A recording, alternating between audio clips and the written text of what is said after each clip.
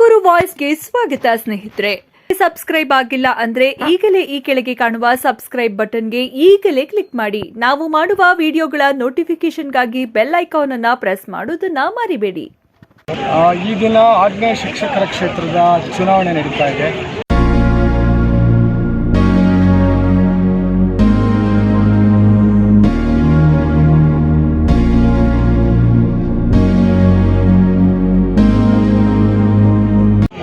ಮೂರು ಬಾರಿಯಿಂದಲೂ ವಿಧಾನ ಪರಿಷತ್ ಸದಸ್ಯರಾಗಿ ಅತ್ಯಂತ ಯಶಸ್ವಿಯಾಗಿ ಕಾರ್ಯವನ್ನು ನಿರ್ವಹಿಸಿದಂಥ ವೈ ನಾರಾಯಣಸ್ವಾಮಿ ಅವರು 4ನೇ ಬಾರಿ ಇವತ್ತು ಅವರು ಸ್ಪರ್ಧೆಗಿಳಿದಿದ್ದಾರೆ.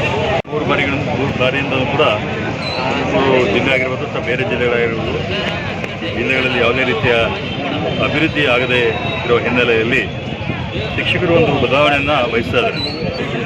ನಮ್ಮ ಅಭ್ಯರ್ಥಿ ಸ್ವತಂತ್ರ ಅಭ್ಯರ್ಥಿ ವಿನೋದ್ ಶಿವರಾಜ್, ರೂಪ್ಸಾ ಕರ್ನಾಟಕ ರಾಜ್ಯ ಸಂಘಟನೆ ಹಾಗೂ ಕ್ಯಾಂಪ್ಸ್ ರಾಜ್ಯ ಸಂಘಟನೆ ಬೆಂಬಲಿತ ಅಭ್ಯರ್ಥಿ ವಿನೋದ್ ಶಿವರಾಜ್.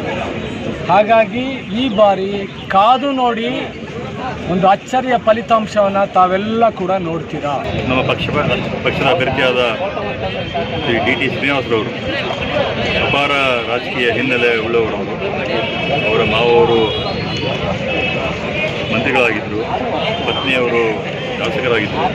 ಇವರು ಕೂಡ ಕಳೆದ ಬಾರ ಚುನಾವಣೆಯಲ್ಲಿ ಪದವೀಧರ ಚುನಾವಣೆಯಲ್ಲಿ ನಿಂತ್ಕೊಂಡು ಕಡಿಮೆ ಅಂತರದಿಂದ ಸೋತು ಎಲ್ಲ ಅನುಭವನ ಅವರು ತೆಗೆದುಕೊಂಡು ಪ್ರತಿಯೊಂದು ಜಿಲ್ಲೆಗೂ ಕೂಡ 5 ಜಿಲ್ಲೆಗೂ ಕೂಡ ಅವರು ಪ್ರತಿಯೊಂದು ಶಾಲೆಗಳು ಕಾಲೇಜುಗಳಿಗೆ ಭೇಟಿ ಕೊಟ್ಟು ಅವರ ಪರವಾಗಿ ಪ್ರಚಾರ ಮಾಡಿದ ಹಿನ್ನೆಲೆಯಲ್ಲಿ ಬಹಳಷ್ಟು ಉತ್ಸಾಹದಿಂದ ಶಿಕ್ಷಕರು ಬದಲಾವಣೆಯನ್ನು ಬಯಸಿ ಅವರಿಗೆ ಮತವನ್ನು ಹಾಕ್ತಿದ್ದಾರೆ.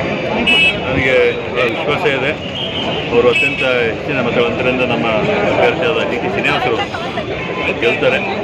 ಹಾಗೆಯೇ ಮುಂದಿನ ದಿನಗಳಲ್ಲಿ ಅವರು ಬದಲಾವಣೆಗಳನ್ನು ಶಿಕ್ಷಕರ ಕ್ಷೇತ್ರದಲ್ಲಿ ತರ್ತಾರೆ ಅಂತ ವಿಶ್ವಾಸ ನನಗಿದೆ.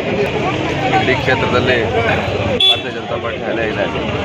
ಅವ್ರದ್ದೇ ಆದ ಒಂದು ಸೇವೆ ಅವರ ಶಿಕ್ಷಕರು ಇರೋದ್ರಿಂದ ನಡ್ತಕ್ಕಂಥ ಚುನಾವಣೆಯಲ್ಲಿ ಈ ಬಾರಿ ಕೂಡ ಅತ್ಯಂತ ಯಶಸ್ವಿಯಾಗಿ ನಾರಾಯಣಸ್ವಾಮಿ ಅವರು ಗೆಲ್ತಾರೆ ಅಂತಕ್ಕಂಥ ಅಭಿಪ್ರಾಯ ಎಲ್ಲ ಮತದಾರರಿಗೆ.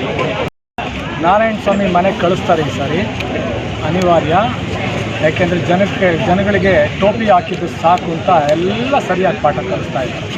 100ಕ್ಕೆ 100 ಭಾಗ. ನಾನು ಇವತ್ತು ಹೇಳಿದ್ದೀನಿ, ನೆನ್ಪಿಟ್ಕೊಳ್ಳಿ. 6ನೇ ತಾರೀಕು ಕೂಡ ಕೌಂಟಿಂಗ್ ನೋಡಿ 100ಕ್ಕೆ 100 ಭಾಗ ನಮ್ಮ ಅಭ್ಯರ್ಥಿ ವಿನೋದ್ ಶಿವರಾಜ್ ಗೆಲ್ತಾರೆ.